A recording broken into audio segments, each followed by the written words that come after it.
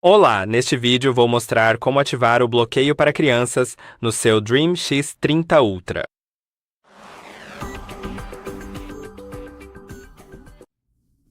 Para fazer isso, clique nos 3 pontos no canto superior direito e vá na opção Gerenciamento do robô. Agora, ative o bloqueio para crianças.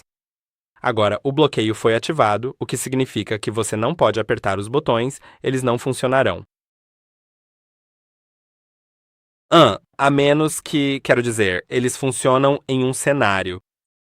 Quando o seu robô estiver limpando e você apertar qualquer botão só para parar a limpeza, só para pausar, caso precise. Sim. E você também pode desativar o bloqueio para crianças aqui. Espero que este vídeo tenha sido útil. Não esqueça de curtir e se inscrever e vejo você no próximo.